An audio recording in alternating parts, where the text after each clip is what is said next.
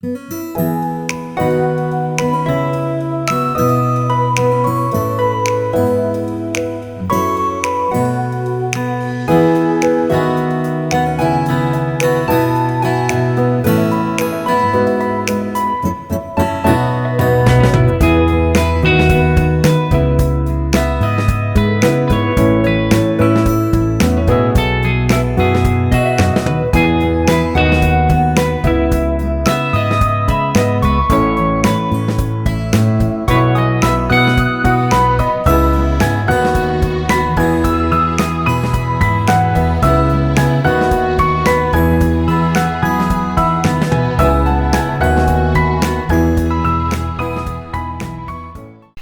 hermosas son tus tiendas, oh Jacob, tus moradas, oh Israel, como valles que se extienden, como jardines junto al río, como aloes plantados por Yud-Hei Vav-Hei, como cedros junto a las aguas. Agua correrá de sus baldes, y su simiente estará junto a muchas aguas. Más grande que Agag será su rey, y su reino será exaltado. Aleluya. Shema Israel, Adonai Eloheinu, Adonai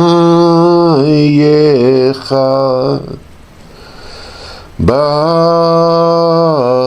Shem Kevod Malchuto Leolam Vaed. Escucha Israel, Yud-Hei Vav-Hei es nuestro Elohei, Yud-Hei Vav-Hei uno es. Bendito es su nombre y la gloria de su reino para siempre y más. Ve'ahavta et Adonai Eloheicha be'chal levavcha u'bchal nafshecha u'bchal modecha ve'chayu hadvarim ha'eleh asher anochi metzavcha hayom al levavecha ve'shinantam levanecha ודיברת בם בשבתך בביתך ובלפתך בדרך ובשכבך ובקומך. Amarás a Yud-Hei Vav-Hei tu Elohei con todo tu corazón, con toda tu alma y con toda tu fuerza. Y estarán estas palabras que yo te mando hoy sobre tu corazón, y las enseñarás diligentemente a tus hijos, y hablarás de ellas cuando te sientes en tu casa y cuando andes por el camino, cuando te acuestes y cuando te levantes. Ukshartam lot al yadecha vechayu letotafot beineinecha uchtaftam al mezuzot beitecha visharecha ושבתה לרעך כמוך, אני Yud-Hei Vav-Hei. Y las atarás como una señal a tu mano, y serán por totafot, por insignias entre tus ojos, y las escribirás en los postes de tu casa y en tus puertas, y amarás a tu prójimo como a ti mismo. Yo soy Yud-Hei Vav-Hei. והיין שמוח תשמו אל מצוותיי אשר אנוכי מצווה אתכם היום לאהבה את אדוני אלוהיכם ולעבדו בכל לבבכם ובכל נפשכם ונתתי מטר ארצכם ביתו יורה ומלקוש וספתה דגנך ותירושך ויצחרך. Y sucederá, si obedecéis diligentemente mis mandamientos que yo os ordeno hoy, de amar a Yud-Hei Vav-Hei vuestro Elohei y de servirlo con todo vuestro corazón y con toda vuestra alma, yo daré a vuestra tierra la lluvia a su tiempo, lluvia temprana y lluvia tardía, para que recojas tu grano, tu mosto y tu aceite. ונתתי אסף בשדך לפעמתך, ואכלת ושבעת.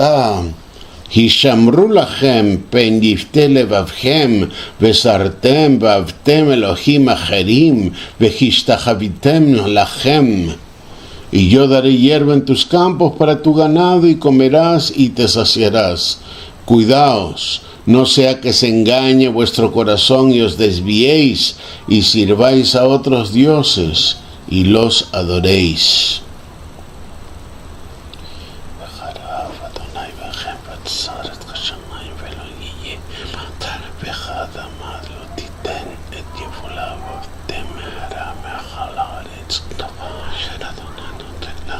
No sea que la ira de Adonai se encienda contra vosotros y cierre los cielos. No haya lluvia y la tierra no produzca su fruto, y pronto perezcáis en la buena tierra de Yud-Heh-Vav-Heh os da. ושמתם את דברי אלה על לבבכם ועל נפשכם, וקשרתם אותם לאות על ידכם, והיו לטוטפות בין עיניכם.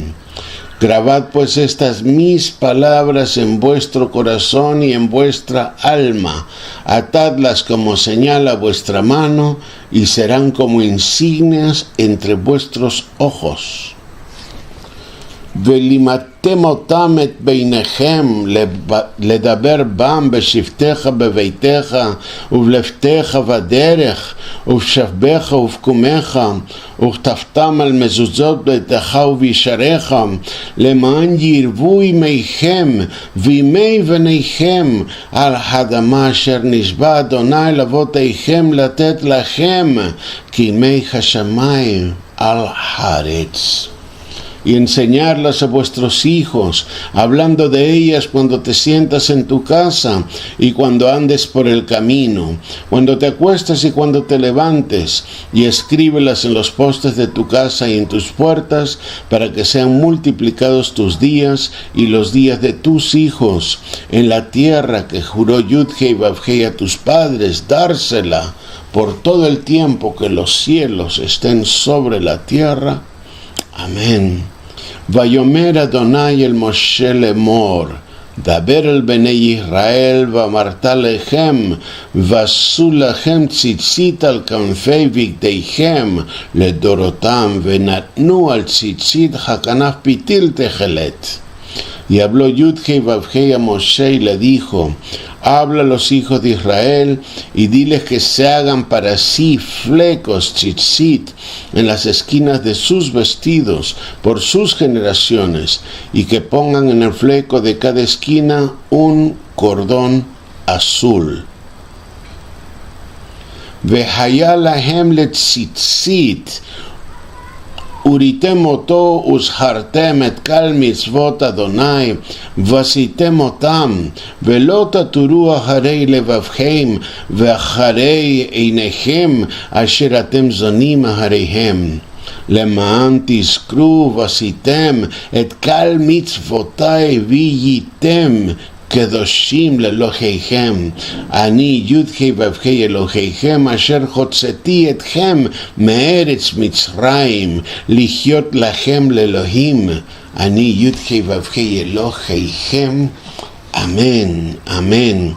Y os servirán de tzitzit, de recordatorios, para que los veáis y os acordéis de todos los mandamientos de Yud-Heh-Vav-Heh, para que los cumpláis, y no sigáis vuestro corazón ni sigáis vuestros ojos, tras los cuales os prostituís, para que os acordéis de cumplir todos mis mandamientos y seáis apartados, santos para vuestro Elohei. Yo soy Yud-Heh-Vav-Heh, vuestro Elohei, que os saqué de la tierra de Egipto para ser vuestro Elohei. Yo soy Yud-Heh-Vav-Heh, vuestro Elohei. Amén, amén, aleluya, aleluya, Ahim Vahayot. Muy buenas tardes, que tengan todos ustedes un Shabbat llena de Shalom, que estén pasando unos momentos hermosos con su familia, estudiando la Torah, la Parashá, como vamos a hacer ahora, analizando, ¿no?, cada uno de los versículos e intentando entender lo que Elohim nos está diciendo a partir de esos versículos. Bien, entonces vamos a ver pues nuestra Torá, empezando en el capítulo 19 de Bamidbar de Números, y que va hasta el capítulo 22, Pasuk 1, y corresponde a la lectura de la Parashá 39, Jucat, que significa estatuto o decreto. Bien, pues vamos a empezar nuestra lectura, vamos a empezar a ver qué es lo que el Eterno, qué es lo que Yud-Hei Vav-Hei tiene hoy para nosotros. Y dice en hebreo, Vaidaber Adonai el Moshe vet Aarón lemor. Y habló Yud-Hei Vav-Hei a Moshe y a Aarón diciendo, Zot Jukat HaTorah, Asher Tza Yud-Hei Vav-Hei lemor. Esta es la ordenanza de instrucción o la ley, ¿no? O el estatuto o el decreto que ha mandado Yud-Hei Vav-Hei diciendo, Daber el Benei Israel veyikhu eleja fará adumá. Habla a los hijos de Israel y que te traigan una novilla roja,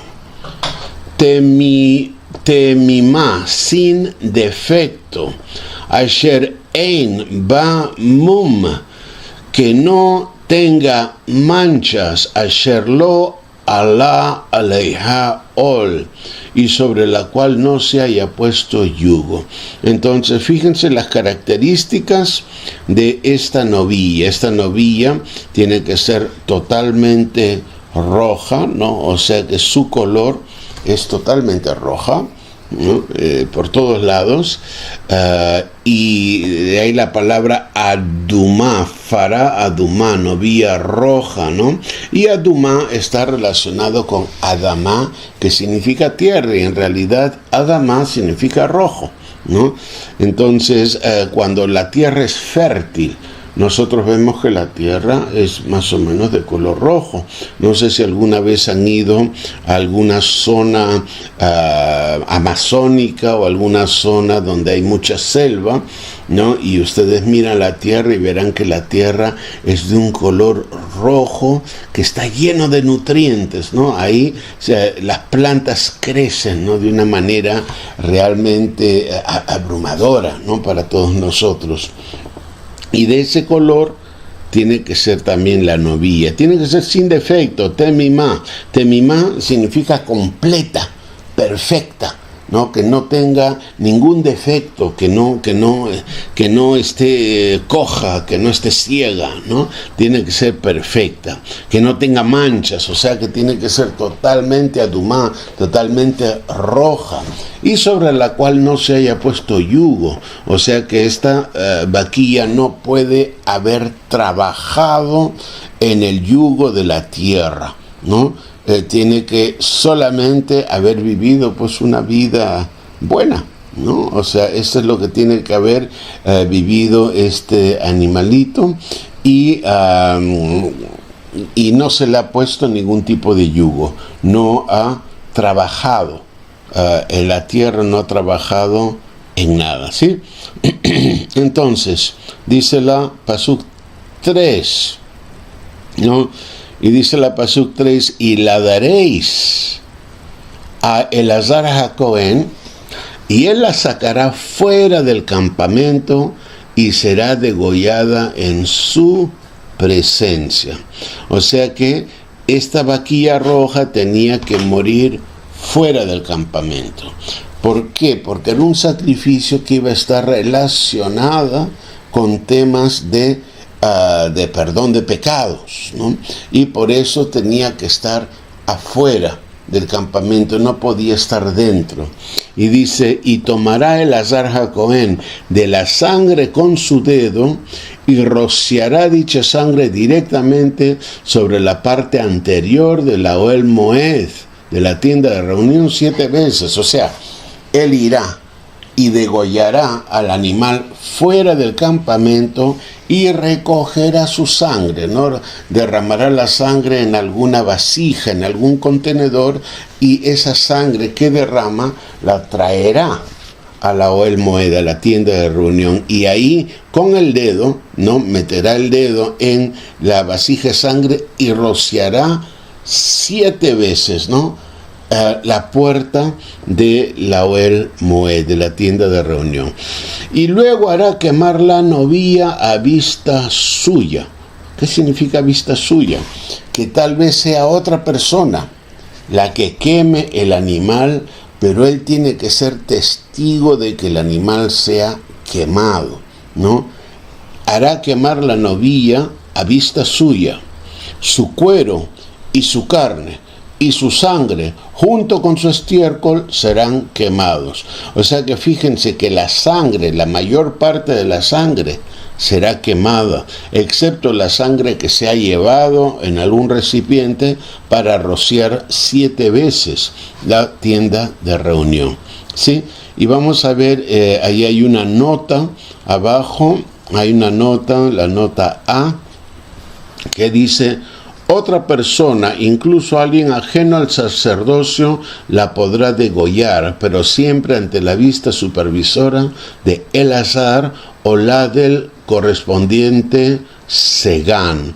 El Segán es el segundo sacerdote en autoridad después del Cohen Hagadol o sumo sacerdote.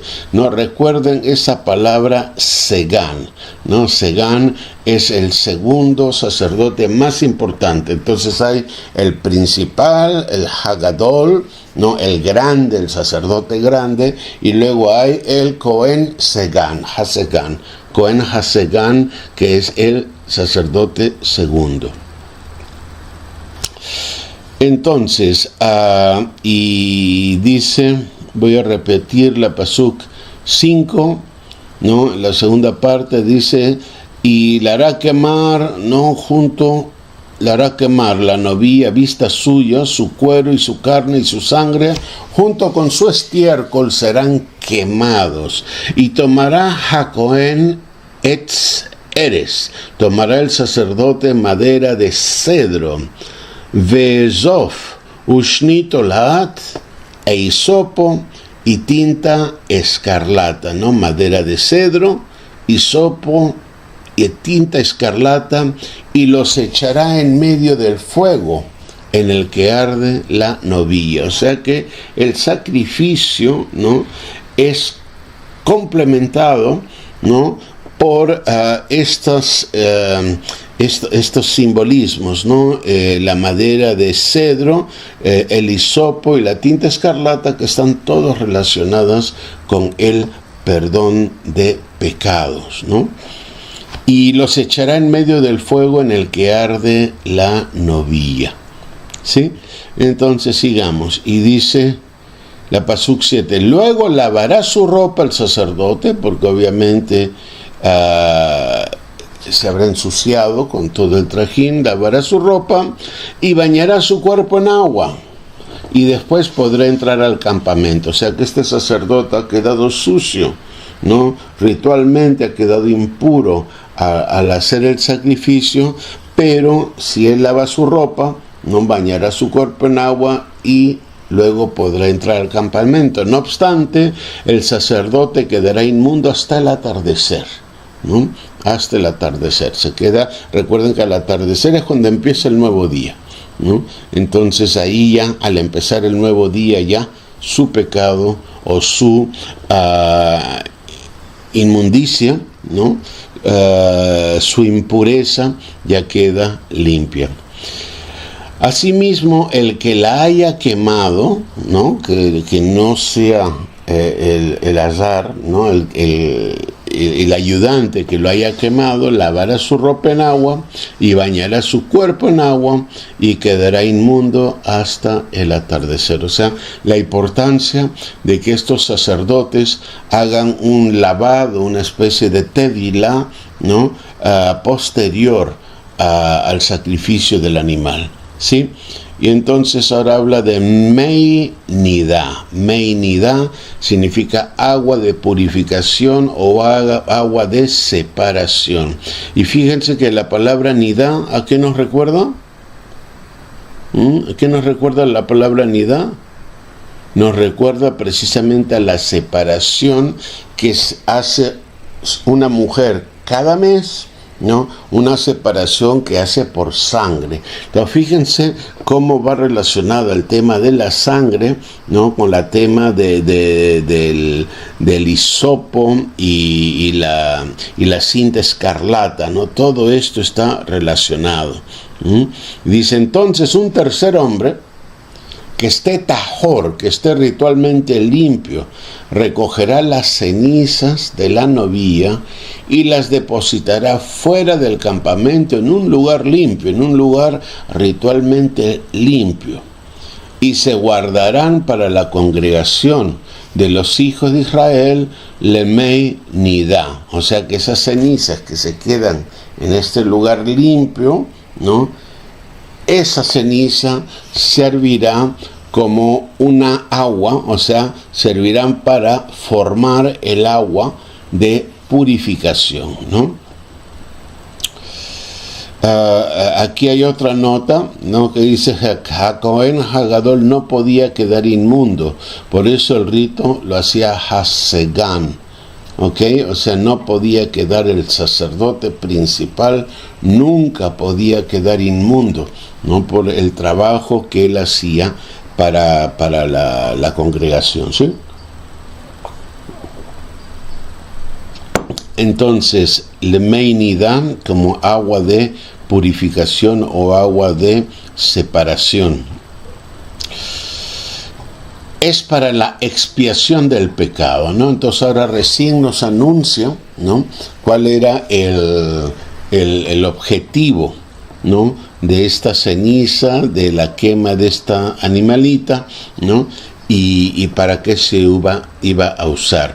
Dice, y el que haya recogido las cenizas de la novilla, lavará su ropa y quedará inmundo hasta el atardecer, y será para los hijos de Israel y para el extranjero que reside entre ellos lejucat olam, por estatuto perpetuo. ¿Qué será por estatuto perpetuo? Todo este ritual de la novilla roja, de la vaca roja. Y esto es importante que lo entendamos porque en el cristianismo nos enseñaron que con la muerte de Yeshua ya todos los sacrificios, ¿no? De animales quedaban obsoletos, ¿no? Y esta es una doctrina que desarrolló Roma poco antes de que formó la Iglesia Católica en el año 325, ¿no? Ellos sacaron esta doctrina que después de la muerte del siervo sufriente Yeshua ya no había más sacrificios de animales que hacer porque él ya había hecho el sacrificio ulterior para el perdón de pecados. Y es que ellos no han entendido el porqué de la muerte de Yeshua, no lo han entendido y por eso se inventaron aquello, ¿no? Los sacrificios de animales existirán mientras existan sacerdotes, ¿no? Y estos son Jucat Olam, son estatutos perpetuos, nadie los puede cambiar hasta que no venga el rey Mashiach y nos diga, ok, hasta aquí llegamos. Pero mientras que esto no suceda, se tiene que seguir. Entonces, sabemos que el templo fue destruido en el año 70. Sabemos que Yeshua fue ejecutado aproximadamente en el año 30. Por lo tanto, entre el año 30 y el año 70, que se destruyó el templo, hubo 40 años donde continuaron los sacerdotes haciendo sacrificios de animales, ¿no? Y donde los discípulos de Yeshua, escuchemos bien, los discípulos de Yeshua participaban en las fiestas toraicas. Y esas fiestas toraicas incluían sacrificios de animales. Y en ningún lugar se dice que los discípulos pararon de participar, al contrario, ellos se reunieron totalmente para Shavuot, que fue cuando recibieron las lenguas de fuego, ¿no? Esas lenguas de fuego que vino para ellos, ¿no? Como evidencia del espíritu de santidad. Entonces, amados, de ahí que es importante que entendamos que si hoy en día que existe en Israel el llamado Instituto del Templo, y este Instituto del Templo tiene todo listo para la edificación del tercer templo, aunque sabe que al hacerlo se va a desatar una gran guerra, tal vez la gran guerra, ¿no? La última gran guerra antes de la venida del Mashiach, del rey Mashiach, ¿no? Ellos lo están pensando muy bien, porque obviamente para edificar el tercer templo se tiene que despojar del terreno a sus actuales ocupantes. La actual abominación, ¿no? Que es un templo, una mezquita que está dedicado a un Dios que no es nuestro Elohei, que no es Yud-Hei Vav-Hei, ¿no? Entonces va a haber guerra y obviamente ese templo, dice la profecía, que se empezará con manos de hombre y se terminará con manos de Yud-Hei Vav-Hei, ¿no? Cuando Él venga. Entonces es importante que entendamos la relación entre todas estas cosas, ¿no?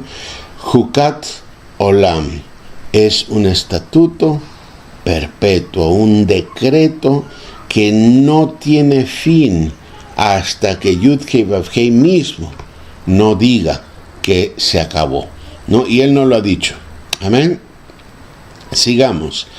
Pasuk 11. El que toque el cadáver de cualquier humano quedará inmundo por 7 días. ¿Sí? Entonces, eso es una purificación ritual que se tenía que hacer. Una purificación ritual. Y dice, y se purificará a sí mismo el tercer día con aquella agua, ¿no? El agua de cenizas, ¿no? De Imeinidá, ¿no? Y al séptimo día, o sea, habrá 2 días de purificación, ¿no? Donde él se purificará con esa agua. No sabemos exactamente si es que él se mojaba por completo, se sumergía por completo o se le echaba el agua encima. No queda claro cómo era, pero sí queda claro que tenía que hacerlo 2 veces, al tercer día y al séptimo día. Y después de hacerlo el tercer y séptimo día, él quedaba limpio. Fíjense que esto es para purificación por haber tocado un cadáver humano. Por haber tocado un cadáver humano. Y dice la Pasuk 13. Y terminando la 12 dice, pero si no se purifica a sí mismo al tercer día, al séptimo día no podrá quedar limpio. O sea que se tenía que hacer el mandamiento completo. La purificación tenía que hacer tanto al tercer día como al séptimo día. Pasuk 13. Cualquiera que toque un cadáver, el cuerpo de un humano que ha muerto, y no se purifica a sí mismo, contamina et mishkan Yud-Hei Vav-Hei, el tabernáculo de Yud-Hei Vav-Hei. Entonces fíjense que la importancia de esta purificación tiene que ver con el santuario, ¿no? Ninguna persona inmunda podía presentarse en el santuario. Y dice, y será cortada esa persona de la congregación. O sea que muy importante, porque hoy en día hay mucha gente que está buscando ciertas purificaciones, ciertos ritos que no están en la Torá, ¿no? Y hay que tener cuidado, ¿no? Estas purificaciones tienen que darse para porque nos estamos presentando en el ante Yud-Hei Vav-Hei en el Mishkan, ¿no? Vamos a continuar. Pasuk 14 será será cortado de la congregación de Israel, Quimeinidá, porque el agua de purificación no se roció sobre él, ¿no? Él no tuvo el rociado, ¿no? Entonces aquí ya nos explica que se rocía el agua encima de la persona, ¿no? No se roció sobre él, inmundo será porque su impureza permanece aún sobre él, o sea que esa impureza permanecerá de manera permanente, ¿no? Valga la repetición, ¿no? Mientras que no se purifique, ¿no? Zot HaTorah. Esta es la instrucción, esta es la ley de un hombre que muere en una tienda. Todo el que entra en la tienda y todo el que ya esté en la tienda quedará inmundo por 7 días, aunque no lo haya tocado, ¿no? O sea, vamos a suponer, estamos en una tienda y un hombre muere, pero nosotros no lo tocamos, pero estamos en su tienda. Entonces se considera como si lo hubiéramos tocado. Se considera así, y entonces toda persona y toda cosa que esté en esa tienda quedará inmundo. Dice Pasú 15, y toda vasija abierta cuya cubierta no esté bien ajustada será inmunda, y cualquiera que tocase en campo abierto a uno que haya muerto a espada, o a un cadáver o hueso humano, o a una tumba, quedará inmundo por 7 días. Fíjense, entonces la inmundicia, ¿no?, es por la muerte, es por haber tocado algo que tiene la muerte dentro de sí, ¿no?, que ha perdido, ¿no?, el aliento de vida, y al perder el aliento de vida, pues es representatividad de la muerte. Y la muerte es algo que para nosotros nos hace inmundos, ¿no? Esto es importante que entendamos, ¿no? La muerte hace inmundo el cadáver, porque ya no tiene aliento de vida. O sea que fíjense que aquellas personas que están velando muertos, que cuando la persona fallece están haciendo ahí ceremonias con el ataúd, con la persona, demostraciones públicas, etcétera, eso no proviene de ninguna tradición escritural, ¿no? Porque las escrituras dicen que nadie debe tocar cadáver, ¿no? Eso viene más bien de lo pagano. Me preguntaron hace un mes o algo así si uno debe de ir a un velatorio, ¿no?, o a un velorio, y en mi opinión uno no debe participar en los velorios ni velatorios humanos. Sí en el funeral, ¿no? En el funeral tiene que estar allí, sobre todo si es familia de él, pero no hacer ningún velatorio donde se encienden velas al cadáver. Eso es una costumbre de origen pagana que se ha infiltrado en la Iglesia católica, incluso hasta en la Iglesia evangélica. No se debe de estar velando muertos, ¿no? Uno sí puede, ¿no? Según nos dice la tradición de los hermanos judíos, uno puede encender velas memoriales en recuerdo de los familiares fallecidos. Por ejemplo, con el tema del holocausto, cada vez que se hace un aniversario especial, ¿no?, de memorial de lo que ocurrió en el holocausto, pues uno puede encender una vela memorial recordando al que fue fulano de tal. No es una vela como se le enciende a un dios, ¿no? Es una vela memorial. Nosotros recordamos lo que era la persona en vida, ¿no? No estamos haciendo ninguna ceremonia de la persona estando muerta. Amén. Entonces,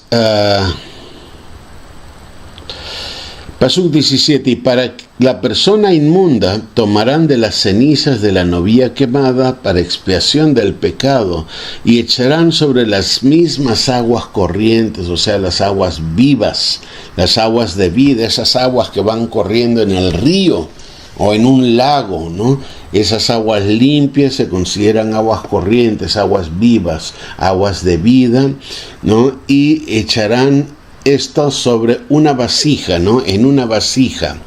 Y un varón limpio tomará hisopo y lo mojará el hisopo en agua y la rociará sobre la tienda y sobre los muebles y sobre las personas que estuvieron allí. Hemos vuelto nuevamente al caso de la tienda, ¿no? La persona que muere dentro de su tienda y que todas las cosas de la tienda han quedado inmundas, ¿no? Entonces esta es la forma de purificar esa tienda y de purificar los muebles que había en la tienda. Y rociará sobre la tienda y sobre todos los muebles y sobre las personas que estuvieron allí y sobre aquel que tocó el hueso o el asesinado o el muerto o la tumba. Y rociará el varón limpio sobre el inmundo al tercer y al séptimo día. Entonces estos numerales tienen una cierta importancia, una importancia que tiene que ver con el vencer a la muerte, el vencer a lo inmundo, ¿no? No traten de hacer hay algunas personas que se inventan cosas, ¿no? Se inventan, porque el tercer día, porque es la resurrección de Yeshua, ¿no? La resurrección de Yeshua tuvo que ver con el Reshit, ¿no? El Reshit, que era el Minjar Reshit, ¿no? Era la primera ofrenda, ¿no? De los primeros frutos, ¿no? Y eso siempre era un día siguiente a un Shabbat. O sea, quedaba lo mismo que fuera 3 o 5 o 6 días, ¿no? Esto es otro significado. Y rociará el varón limpio sobre el inmundo al tercero y al séptimo día, y cuando haya sido purificado el séptimo día, él lavará su ropa y se bañará en agua y quedará limpio al atardecer, o sea, al finalizar el día. Pasuk 20.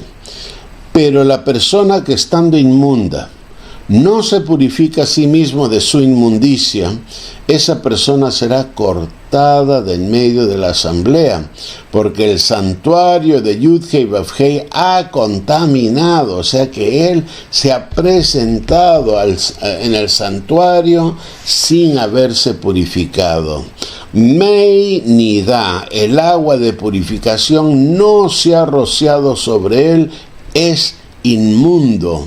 Vehaitá lahem lehukat olam, y será para ellos por estatuto perpetuo, estatuto eterno.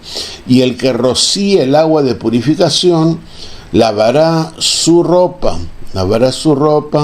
y el que toque el agua de purificación quedará inmundo hasta el atardecer, y todo lo que la persona inmunda toque quedará inmundo, y la persona que lo toque quedará inmundo hasta el atardecer.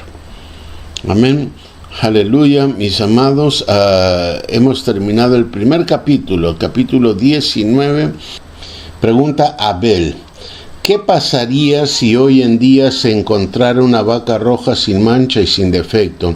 Amado Abel, es que ya los hay en Israel. En Israel ya tienen vacas rojas que las han importado a Israel. Incluso alguien me dijo que tal vez los importaron de Argentina, pero no lo sé. No. ¿De dónde? Ahora son de Texas. De Texas, perdóname. Las anteriores eran de Colombia, pero no resultaron. Las que ahora están estudiándolas son de Texas. Son de Texas, ok, muy bien. Entonces de ahí son estas vacas. Entonces dice, ¿qué pasaría si se encontrara? Pues se encuentra, ¿no? Y ya existe. Y se usarán cuando se construya el tercer templo. Ahí vendrá el tema de los sacrificios del tercer templo, ¿sí? ¿Puedo explicar? Sí, Por favor, acércate para explicarlo. El tema de la vaca roja solamente tiene que ver con el tema templo. Es decir, si hay una vaca roja en cualquier lado del mundo no tiene ninguna importancia, solamente es importante para la construcción del templo, porque la vaca roja sirve para la purificación del terreno y todo lo que tiene que realizarse para poder levantar el altar y el templo. Eso es toda la importancia de la vaca. Muy bien, muchas gracias. Entonces me pregunta Enzo si había alguna relación entre el cedro, hisopo y la escarlata que se quemaba con la vaca roja y la cruz, el hisopo y el vinagre presentes en la muerte del siervo sufriente de Yeshua. No, yo no creo que haya ningún tipo de relación entre ellos, ¿no? Primero porque la cruz era sencillamente un método de ejecución, ¿no? O sea, es como decir qué simbolismo tiene lo del ahorcado o la silla eléctrica, qué simbolismo tiene, ¿no? La cruz era un método que se usaba para ejecutar criminales, ¿no? La cruz no era nada sagrada ni santa como nos enseñan en el cristianismo. Y el vinagre, pues el vinagre sencillamente tenía otro significado, era una bebida. El vinagre era una bebida que se tomaba entonces como hoy se toma la limonada. Si alguna vez han tomado vinagre mezclada con azúcar y con agua, pues sabrán que tiene un sabor pues como la limonada, ¿no? O sea que realmente no creo que haya ningún simbolismo, ninguna relación entre el simbolismo de la vaca roja, del cedro, el hisopo y la escarlata, con la cruz, el hisopo y el vinagre, y mucho menos que Yeshua tenga algo que ver con esa vaca roja, ¿sí? El vinagre en la antigüedad lo usaban también como una bebida para sanidad. Cuando alguien estaba enfermo le daban vinagre, o cuando alguien estaba en dolor le daban vinagre. Uh-huh. Entonces yo pienso que para Yeshua, seguramente para ayudarle con el dolor. Para ayudarle con el dolor de la muerte, sí, sí. Porque ese era el uso que se le daba al vinagre antiguamente. Uh-huh. Claro que sí. Muy bien, entonces veo que no hay más preguntas, esto ha quedado muy claro. Mis amados, les ruego que por favor no se olviden de darle al like, el dedito para arriba, para que YouTube dé a conocer este video, dé a conocer lo que hay de la parashá, porque saben que, mis amados, mucha gente a veces se cansa de mucha lectura y prefieren las cosas más rituales, prefieren las cosas que puede haber espiritualidad y cosas por el estilo. Y amados, la salvación viene por obediencia a la Torá. O sea que si no estudiamos la Torá, ya podemos hacer la ritualidad que sea, que sin Torá no podemos nosotros llegar realmente al Padre. El Padre, Yeshua, es el camino, ¿no? El conocimiento, la Torá. Yeshua es la Torá hecha carne. Amén. Bien, vamos a continuar con nuestra lectura. Nos vamos al capítulo 20, ¿no? Mei Merivá, ¿no? Estas son otras aguas, ¿no? Mei Merivá son las aguas de la contienda. Entonces vamos a leer, dice: Vayavó Benei Israel, Kal Haedá Midbar Sin. Y llegaron los hijos de Israel, toda la congregación, al desierto de Tzin, Bajodesh Harishon, en el mes primero. Vayeshev Haam be Kadesh, y se quedó el pueblo en Kadesh. Vatamat Sham Miriam, Vatikaber Sham. Allí murió Miriam y ahí la sepultaron, ¿no? Entonces ha habido varias cosas que se han enseñado acerca de la muerte de Miriam, pero hay algunas cosas que por la Torá nosotros podemos deducir. Está claro que Aarón no pudo ir, no pudo tocar a su hermana, no, porque él era el Cohen Hagadol, y por lo tanto a la muerte de Miriam él no podía tocarla, ni siquiera podía mostrar luto, no podía ni salir de su tienda, ¿no? Y los demás familiares sí, pero él no. Y también hubo una cosa que estuve leyendo sobre Miriam, que a la muerte de Miriam fue de que Moshe sacrificó una vaquilla roja, ¿no? Y lo he leído y parece que forma parte de las antigüedades de los judíos. O sea, Flavio Josefo parece que estaba reportando, ¿no? En la tradición que a la muerte de Miriam, Moshe hizo un sacrificio de vaca roja, ¿no? De la vaquilla roja. Dice la Pasuk 2, y no había agua para la congregación, y se juntaron contra Moshe y Aarón, o sea, nuevamente otra rebelión. Y se levantó el pueblo contra Moshe, y le dijo, y le alegó, diciendo, mejor hubiéramos muerto cuando perecieron nuestros hermanos delante de Yud-Hei Vav-Hei, ¿no? Esas son quejas terribles, ¿no? Mejor hubiéramos muerto, ¿no? ¿Por qué pues has traído a la asamblea de Yud-Hei Vav-Hei a este desierto para que muramos aquí nosotros y nuestros animales? ¿Y por qué nos hiciste subir de Mitzrayim para traernos a este lugar malvado? Lo makom zera, no es lugar de sembríos. Lo makom zera, ni de higueras, ni de viñas, ni de granados, ni siquiera hay agua para beber. Porque recuerden que la promesa es de que irían a una tierra que fluye leche y miel, ¿no? Esa era la promesa que había. Entonces dice la Pasuk 6, y se fueron Moshe y Aarón de delante de la asamblea, el Petach Ohel Moed, a la puerta de la tienda de reunión, y se postraron sobre sus rostros, ¿no? Lo que estuve explicando el Shabbat pasado, ¿no? Ellos en humildad se postraban, se tiraban al suelo y ocultaban sus rostros, ¿no? Y allí ellos clamaban al Eterno, ¿no? Y dice, y se les apareció Kevod Yud-Hei Vav-Hei, la gloria de Yud-Hei Vav-Hei. Y habló Yud-Hei Vav-Hei a Moshe, diciendo, toma la vara y reúna la congregación, tú y Aarón tu hermano, y hablad a la peña a la vista, ¿no? Tenía que hablarle a esa peña, a la vista de ellos, y la peña dará su agua, ¿no? O sea que él tenía que ir, mostrar a toda la gente la peña, la roca, y tenía que hablarle a la roca, ¿no?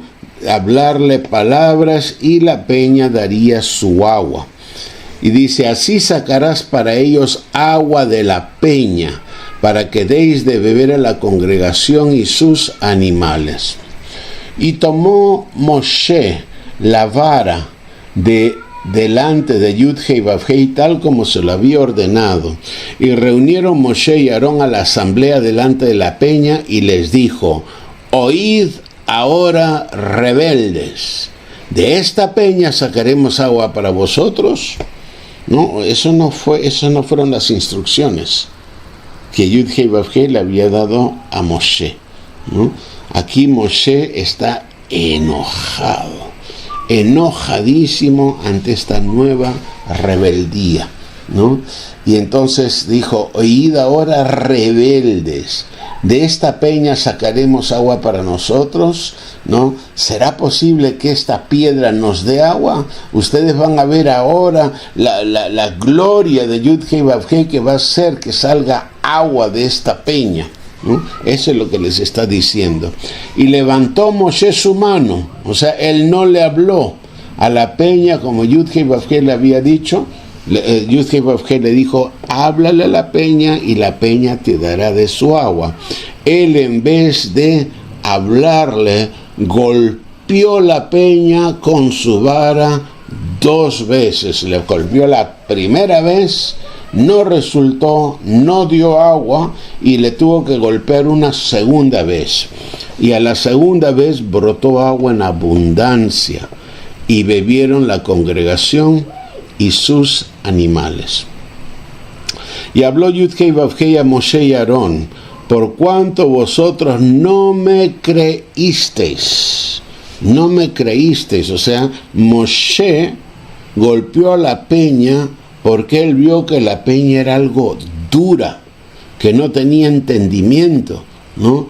¿Cómo Yud-Hei Vav-Hei me va a decir que esta peña me va a dar agua si esta es una peña que es dura, que es una piedra, ¿no? Y por eso, ¿no?, él no le creyó a Yud-Hei Vav-Hei y no lo santificó. ¿Cómo se santifica al Eterno? Se le santifica mostrando que su palabra es verdadera. Moshe no tenía necesidad de golpear a la peña, le bastaba con hablar a la peña para que la peña le dé agua. ¿Qué mayor milagro, ¿no?, que decir: peña, ¿no?, danos agua, ¿no?, como Yud-Hei Vav-Hei nos lo está ordenando, y la peña le iba a dar. No era necesario golpearla 2 veces, ¿no? Por cuanto vosotros no me creísteis a fin de santificarme ante los ojos de los hijos de Israel, por tanto no conduciréis et hakahal hazé, a esta asamblea, a la tierra que les he dado. Vosotros no lo vais a dirigir. Vais a morir antes de que el pueblo llegue a la tierra prometida. No, este era un terrible castigo para Moisés y Aarón, pero la verdad es que sus funciones ya se aproximaban a un fin, ¿no? Ya Aarón era bastante mayor, era mayor que Moshe, ¿no? Y o era mayor, creo que sí, era mayor que Moshe. Y en segundo lugar, ya sus hijos, ¿no?, aseguraban que iba a haber un sacerdocio para siempre, ¿no? Igualmente ya estaban establecidos los levitas, ¿no? Y Moshe pues también había llegado a una edad muy avanzada y ya tenía su reemplazo, ya había quien iba a continuar la tarea. Ya era tiempo de que Moshe y Aarón descansaran con sus padres, ¿no? Y por lo tanto no conduciréis a esta asamblea a la tierra que yo les he dado, ¿no? Estas fueron Mei Meribá, las aguas de la contienda Sherabú, porque contendieron los hijos de Israel con Yud-Hei Vav-Hei, que se santificó entre ellos, se santificó, se apartó, ¿no? Mostró su gloria, ¿no?, haciendo un milagro delante de ellos. Y envió Moshe mensajeros desde Kadesh al rey de Edom, diciendo: así ha dicho tu hermano Israel. Recuerden que todos estos, los edomitas y los demás pueblos, eran descendientes de Abraham. Por lo tanto, al ser descendientes de Abraham, eran hermanos de Israel, ¿no? Así ha dicho tu hermano Israel: tú sabes todas las dificultades que nos han sobrevenido. Tú sabes toda nuestra historia, porque la historia de Israel ya lo conocían todos en Oriente Medio, y algunos le tenían mucho miedo a Israel, ¿no? Porque saben que estaban buscando una tierra donde asentarse, ¿no?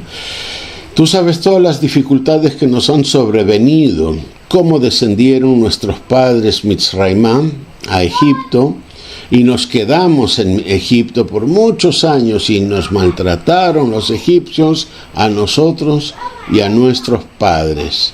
Y cuando clamamos a Yud-Hei Vav-Hei, él oyó nuestra voz y envió un ángel, envió un mensajero. Hay una cosa que yo quisiera aclarar.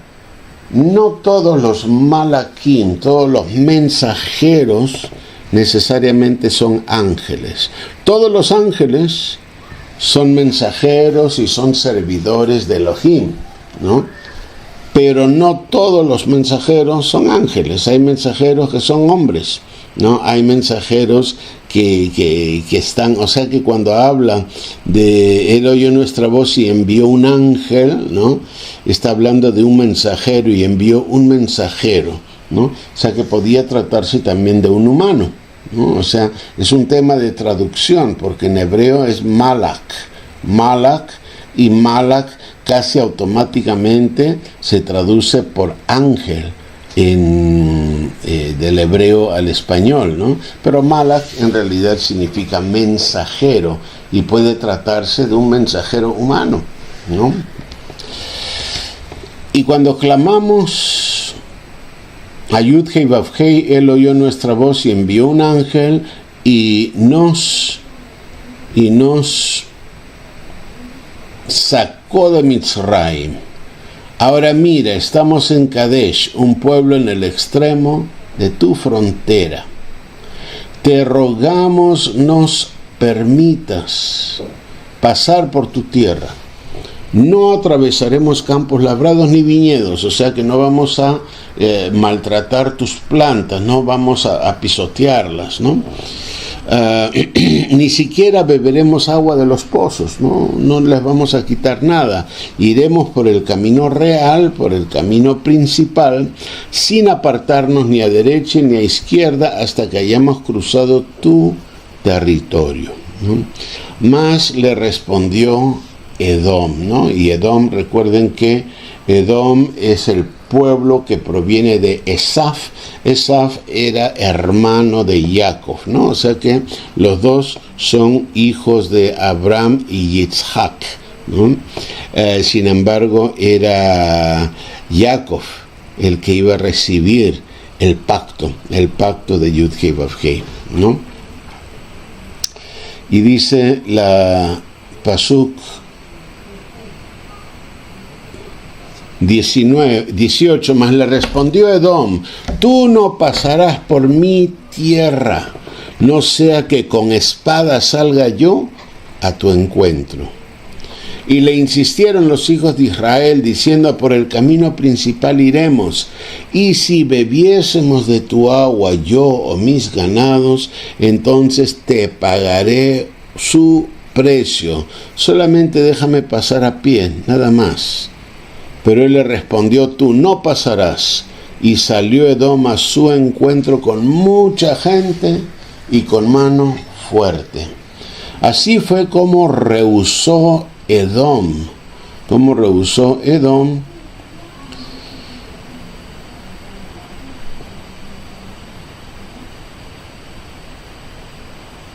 Ahora sí, dejar pasar a Israel por su territorio, y se desvió Israel de él. O sea que como no lo dejaron pasar por ahí, lo que no quería Israel era que hubiese guerra, ¿no?, entre Israel y Edom, porque Edom era su hermano, ¿no?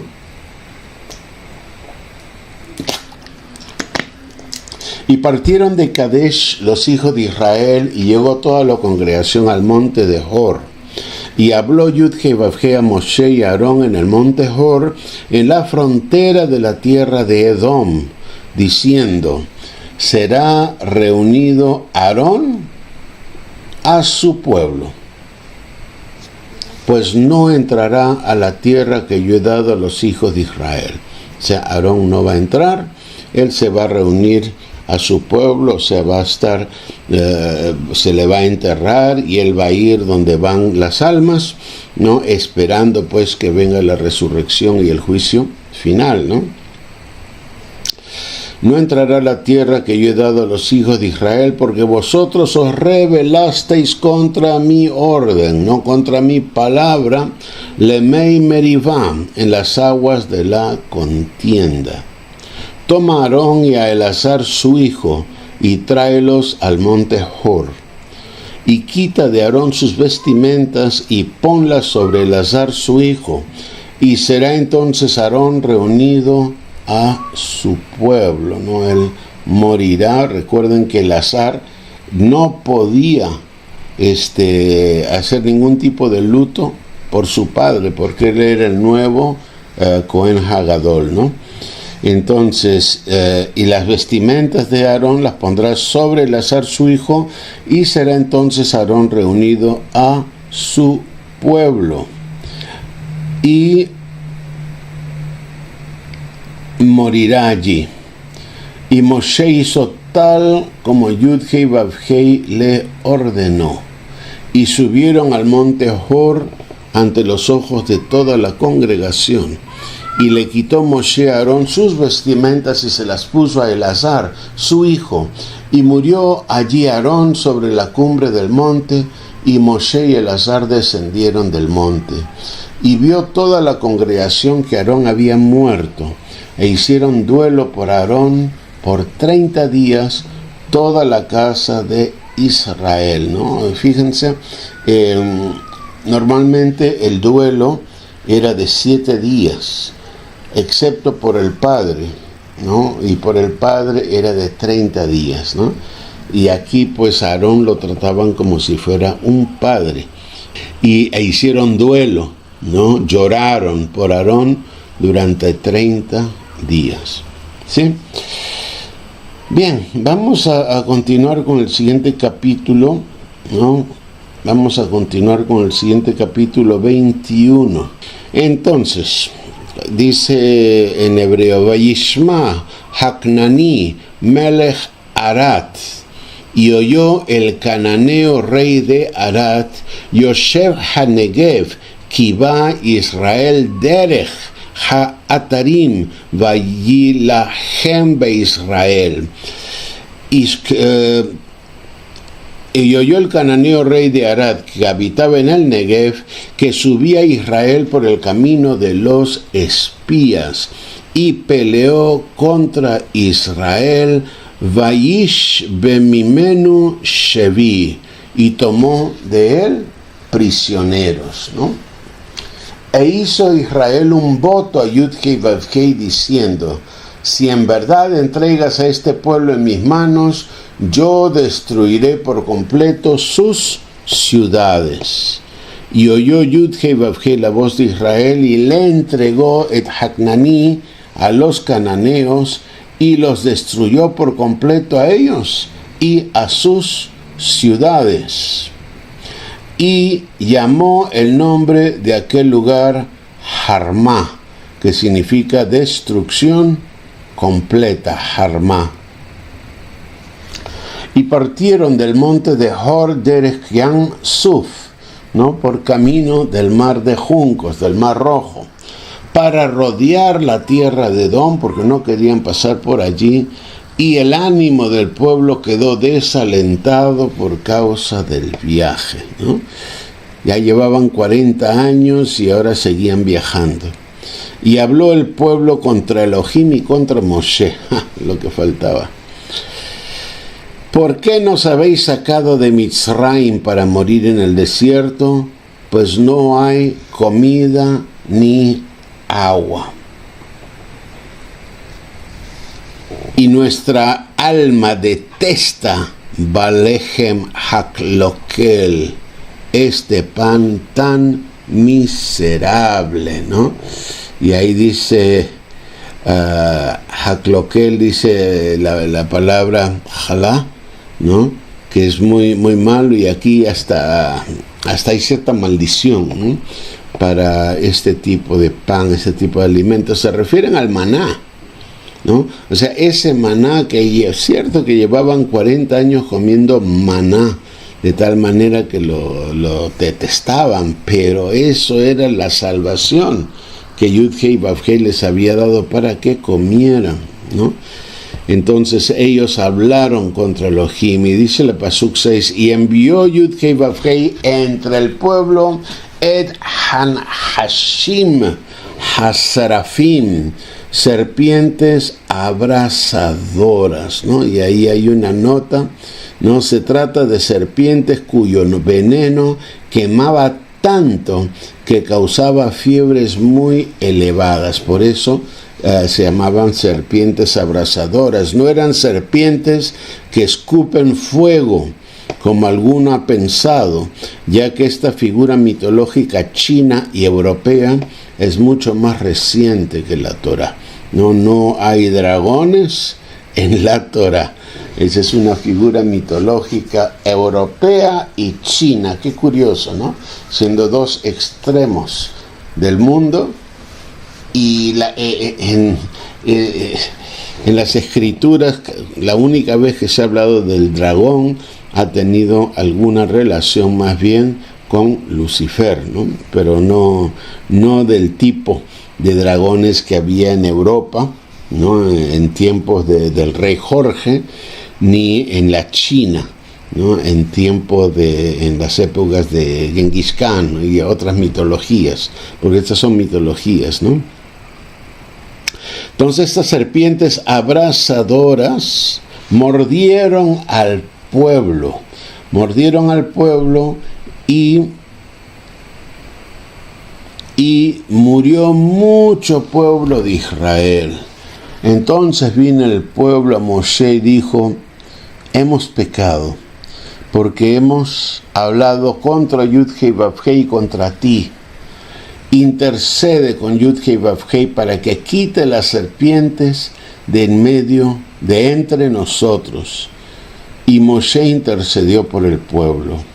Y dijo Yud-Hei Vav-Hei a Moshe: hazte una serpiente abrasadora y ponla sobre un asta, ¿no? Hazte una figura de una serpiente abrasadora y ponla sobre un asta, y sucederá que todo el que sea mordido cuando la mire vivirá.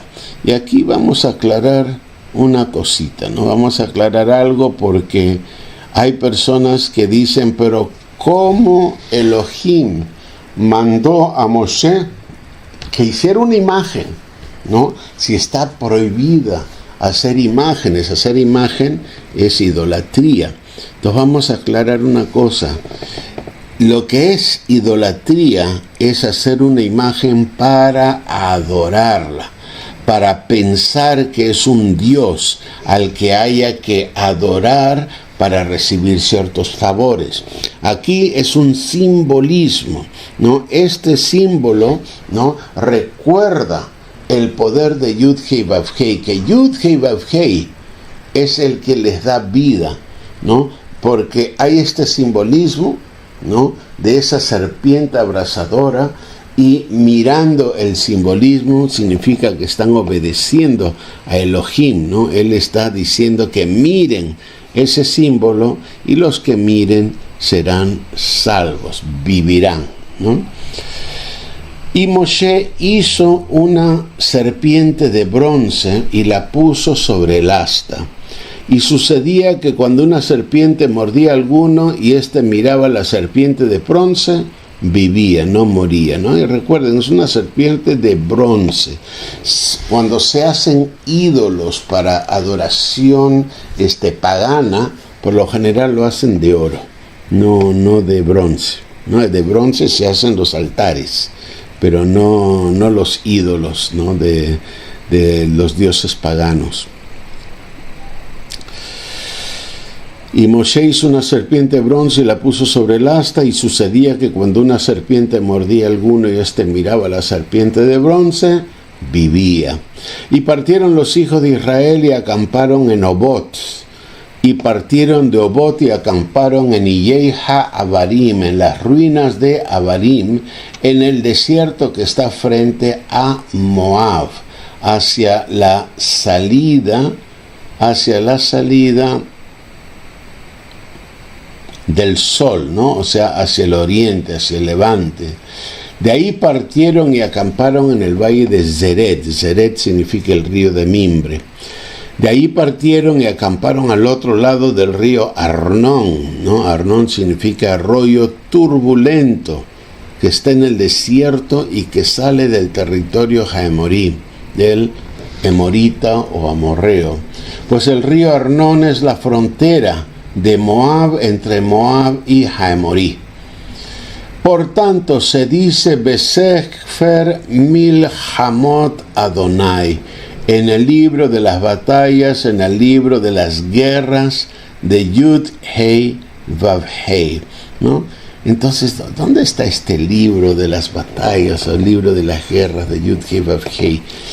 Pues no está a la vista nuestra. no ha sido puesto para que nosotros lo veamos, ¿no? Por tanto, se dice, no hay nadie en particular que lo diga, tal vez cuando venga el rey Mashiach, nosotros tengamos la oportunidad de ver, de estudiar, de mirar, de leer ese libro de las batallas, de las guerras de Yud-Hei Vav-Hei, ¿no? Si esa es su voluntad. Pero por ahora, este libro de las batallas no existe. Cualquiera que diga que lo tiene, está mintiendo. No existe.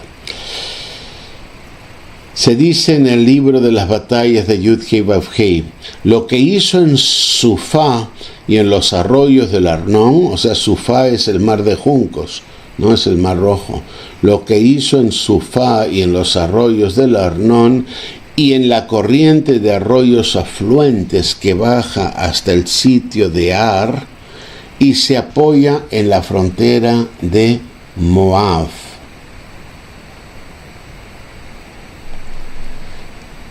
Y de ahí continuaron hacia Ber. Ber significa pozo. De ahí continuaron hasta Ber, un oasis al oeste de Hebrón.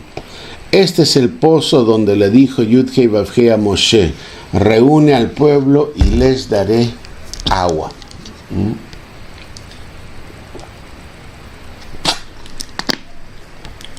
Entonces cantó Israel este cántico. Salta, oh pozo, a él cantad. Ver que cavaron Sarim, ¿no? El pozo que cavaron los príncipes, que cavaron los nobles del pueblo, Nidivei Ha'am, los nobles del pueblo, Bimhokek, bajo la dirección del legislador y con sus báculos. Y del desierto fueron a Mataná. Mataná significa regalo de Yud-Hei Vav-Hei. Y de Mataná a Nahaliel, significa torrentes de Elohim. Y de Nahaliel a Bamot. Bamot son lugares altos o gran lugar alto. Pasuk 20. Y de Bamot al valle que está en el campo de Moab, Rosh HaPisga, en la cima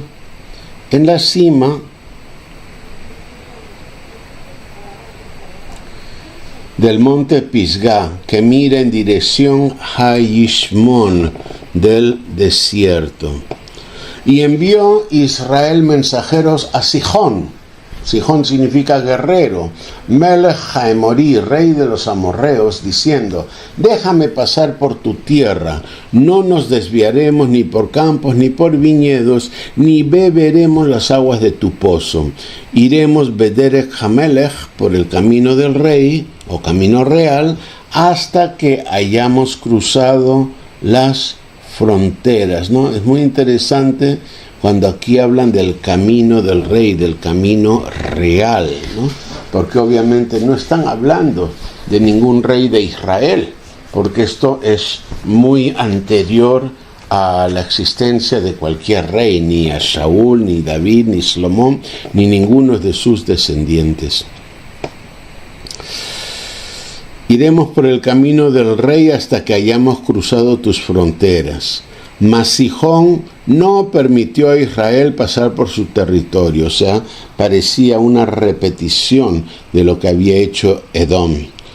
Y reunió Sihón a todo su pueblo y salió al encuentro de Israel en el desierto y llegó a Yahtzá y peleó contra Israel. Y lo hirió Israel a filo de espada y tomó posesión de su tierra, o sea que aquí les quitó la tierra a los sihonitas, ¿no? Y esta tierra iba desde el Arnón, desde el río Arnón hasta el Yabok, hasta donde estaban los hijos de Amón, porque poderosa era la frontera de los hijos de Amón, o sea que la frontera de los amonitas, ¿no? Estaba muy resguardado, era muy poderosa.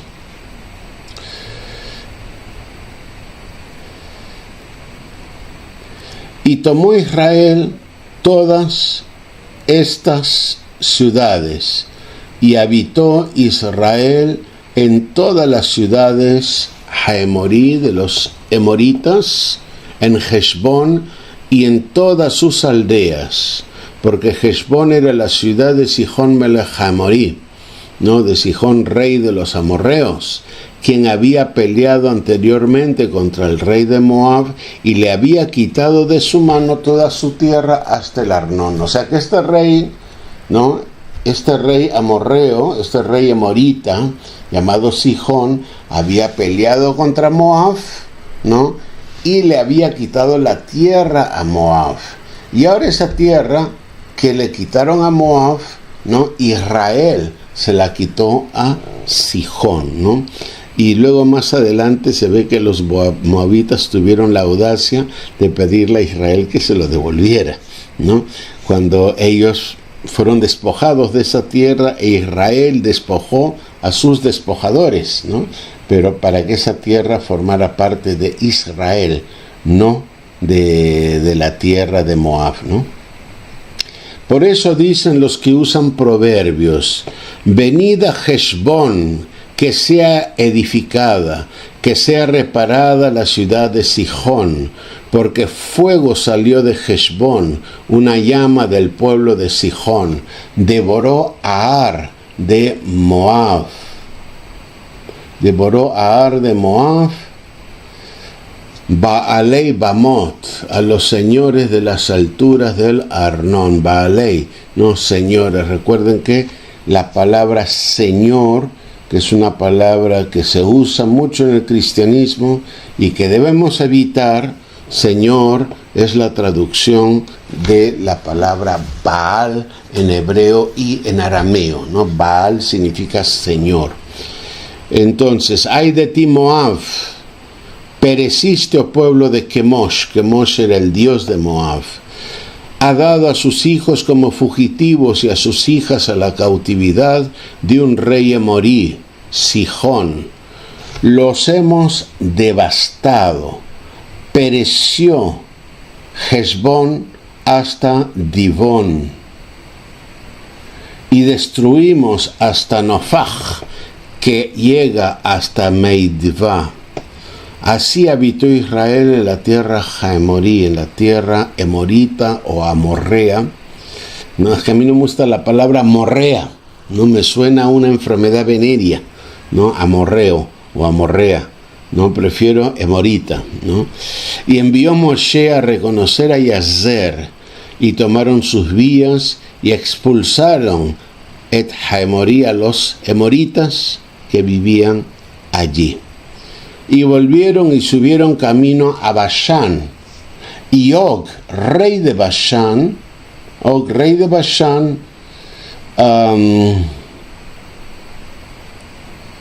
salió con todo su pueblo para presentarles batalla en Edrei.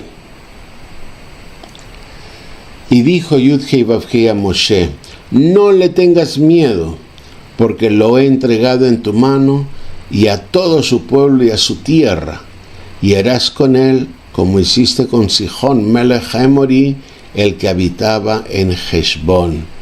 Y lo hirieron a él, a sus hijos y a todo su pueblo, hasta que no le quedó remanente, y tomaron posesión de su tierra.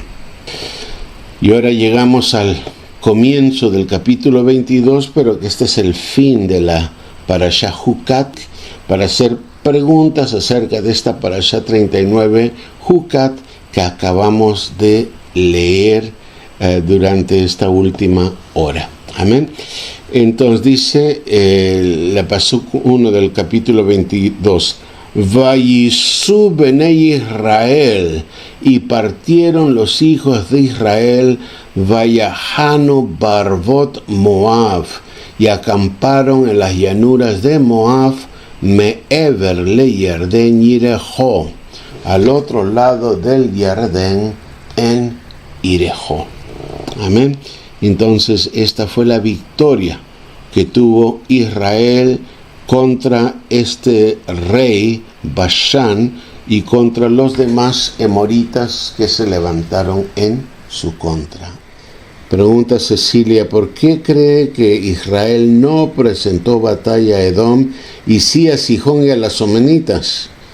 ¿Sería porque Edom era hermano de Israel? Pues tú lo has contestado, Cecilia, ¿no? O sea, Israel no iba a quitarle tierra ni a hacerle guerra a sus hermanos. Ellos no debían hacer guerra ni contra Edom, ni siquiera contra Moab ni Amón, ¿no? Porque ellos también eran abramitas, ¿no? Y sin embargo, Moab luego hizo guerra contra Israel, e Israel le respondió, pues, ¿no? Pero la instrucción de Yud-Heh-Vav-Heh era que Israel iba a despojar al pueblo kenanita, ¿no? A los cananeos y a los emoritas, a los amorreos, ¿no? A ellos les iba a despojar, porque este pueblo ya había alcanzado un cierto colmo de maldad, ¿no?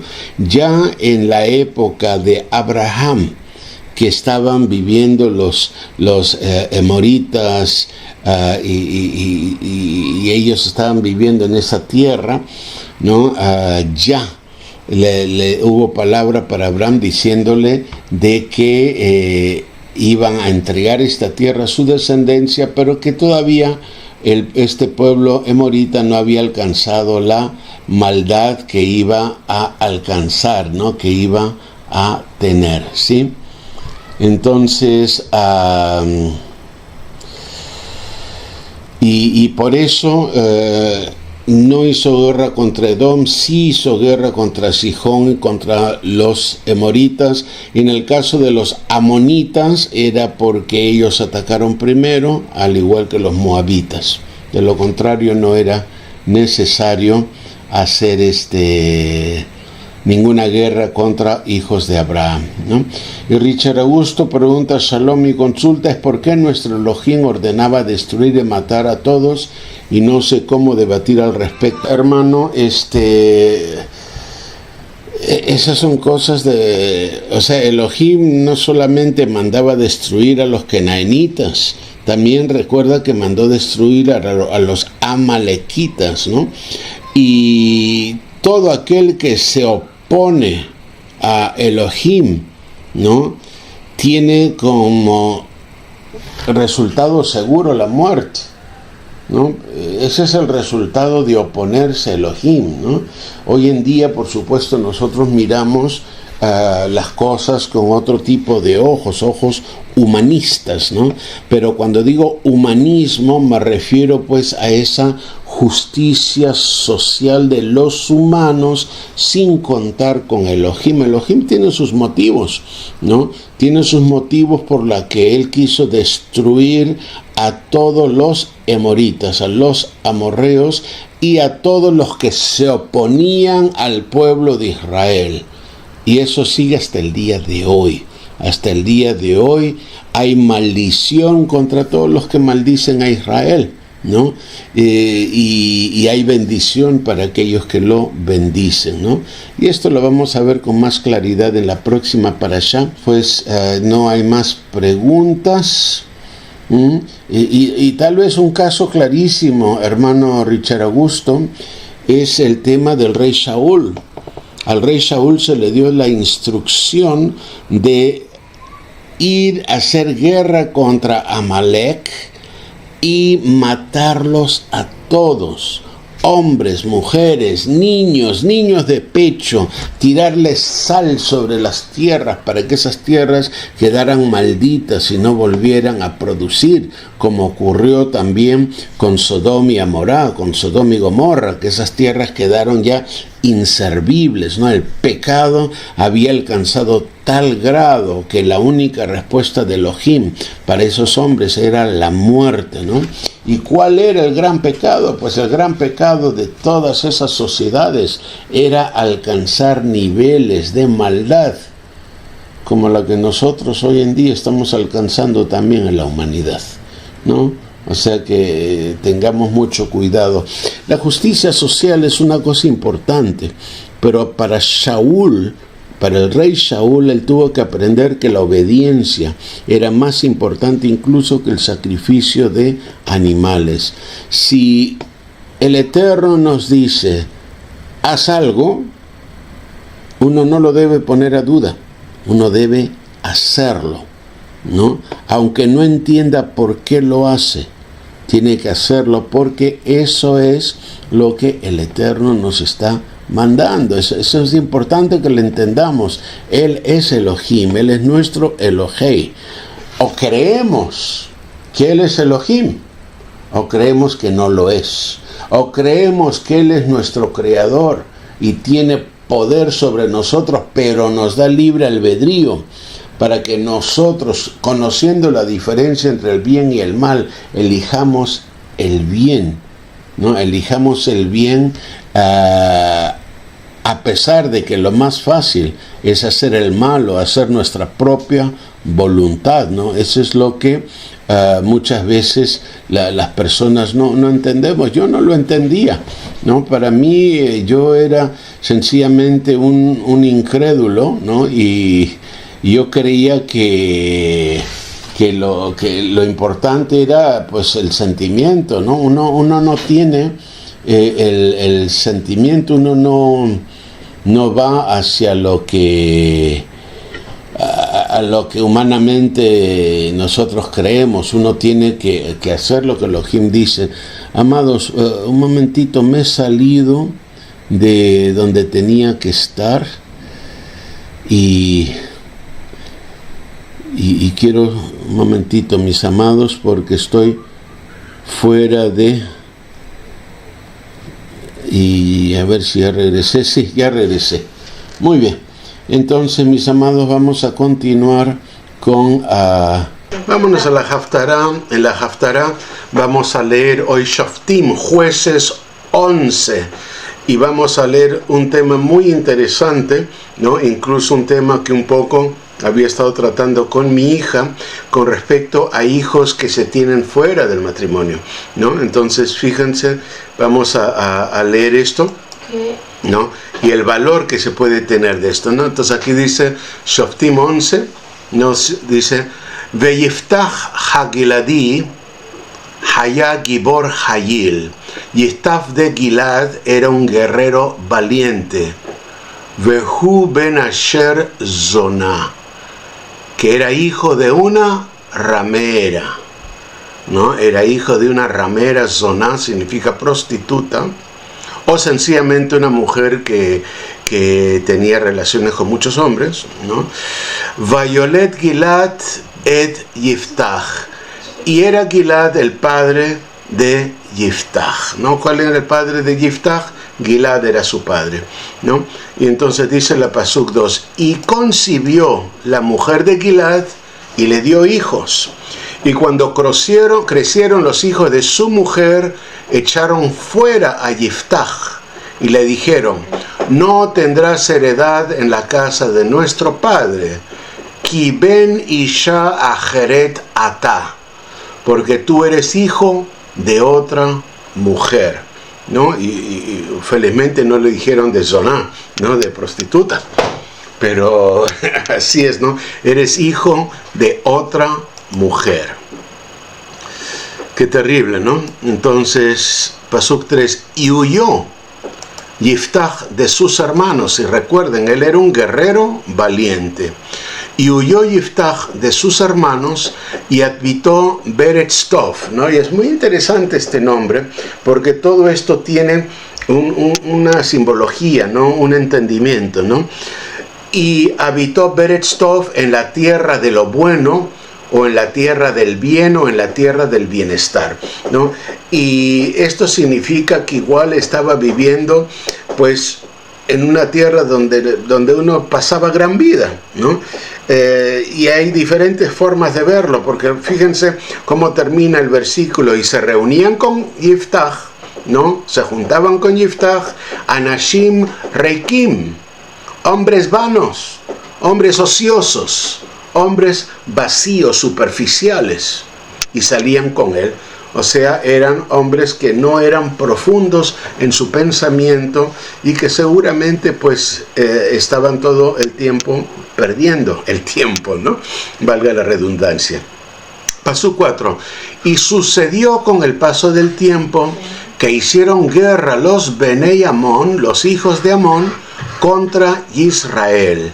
Y aconteció que cuando hicieron guerra los Benei Amón contra Israel, los ancianos de Gilad, Haziknei de Gilad, ¿no?, fueron a traer a Yiftach de la tierra de Tob, ¿no? O sea que esos mismos ancianos que habían permitido que él fuera expulsado de la casa de su padre, ¿no?, estos mismos ancianos fueron a intentar traerlo de vuelta. Y dice la Pasuk 6, y dijeron a Yiftach, ven y serás nuestro jefe, para que peleemos contra los Benei Amón. Y respondió Yiftach a los ancianos de Gilad, ¿no me odiasteis y me echasteis de la casa de mi padre? ¿Por qué pues habéis venido a mí ahora que estáis en apuros? Y dijeron los ancianos de Gilad a Yiftach, por esta misma causa hemos vuelto a ti, para que vengas con nosotros y pelees contra los hijos de Amón y seas jefe sobre todos los habitantes de Gilad. O sea que en esta respuesta de los ancianos de Gilad, un poquito ellos muestran su arrepentimiento por haber permitido esta injusticia, ¿no? Y dice la Pasuk 9, y dijo Yiftach, ¿no? Yiftach en español lo traducen como Jefté, ¿no? Pero no tiene nada que ver Jefté con Yiftach. Y dijo Yiftach a los ancianos de Gilad, si me hacéis volver para pelear contra los hijos de Amón, y Yud-Hei Vav-Hei me los entrega, ¿seré yo vuestro jefe? Y respondieron los ancianos de Gilad a Yiftach, Yud-Hei Vav-Hei sea testigo entre nosotros, si no hacemos tal como has dicho. En otras palabras, Yud-Hei Vav-Hei tomará las medidas contra nosotros si no cumplimos, ¿no?, lo que te hemos prometido, tal como tú lo has dicho. Y fue Yiftach con los ancianos de Gilad, y el pueblo lo eligió Lerosh ul-Katzin, por jefe y por capitán sobre ellos, por comandante militar, ¿no?, capitán militar sobre ellos. Y habló Yiftach todas sus palabras delante de Yud-Hei Vav-Hei en Mitzpah. O sea que este varón Yiftach, ¿no?, a pesar de estar fuera de la casa de su padre e incluso de estar en una zona donde había aparentemente buena vida y algo de ociosidad, sin embargo, él se mantuvo fiel en su emuná con Yud-Hei Vav-Hei, y todo lo que él hacía, todo lo que él pedía, no, esto de hablar palabras, decir sus palabras, es orar, es una forma de estar en comunión con Yud-Hei Vav-Hei, y esto lo hacía en Mitzpah. Mitzpah significa atalaya, ¿no? Y dice la Pasuk 12, y envió Yiftach, ¿no?, o sea que esto ya Yud-Hei Vav-Hei le habló y le dio instrucciones de lo que tenía que hacer. Y envió Yiftach mensajeros al rey de los Benei Amón, diciendo, ¿qué hay entre tú y yo que has venido a mí para pelear contra mi tierra? Entonces recuerden lo que les dije en la lectura de la Torah, que normalmente con Amón y con Moab y con Edom evitaban la guerra, o sea, los israelitas evitaban guerra precisamente porque eran considerados hermanos. Sin embargo, a veces contra los moabitas tenían que tener algunas guerras, ¿no? Y también contra los de Amón, pero era solamente cuando ellos atacaban. Y dice la Pasuk 13, y respondió el rey de los Benei Amón a los mensajeros de Yiftach, porque Israel tomó mi tierra cuando subieron de Mitzrayim, desde el Arnón hasta el Yabok y el Yardén. Por tanto, devuélvela ahora en paz. Mas volvió a enviar Yiftach mensajeros al rey de los Benei Amón. Yo quisiera, amados, que ustedes miren la importancia de conocer la historia, ¿no? Porque el conocimiento de la historia de Israel, de la verdad, nos puede servir espiritualmente para mucho, ¿no? Y en este caso a Yiftach le sirvió para mucho el conocer la historia, ¿no? Pasuk 15, y le dijeron, así dice Yiftach, Israel no tomó la tierra de Moab, ni la tierra de los Benei Amón, porque cuando subieron de Mitzraim, Israel pasó por el desierto hasta el mar de juncos y llegó a Kadesh. Y envió Israel mensajeros al rey de Edom, diciendo, permítenos, te rogamos, pasar por tu tierra. Pero el rey de Edom no los escuchó.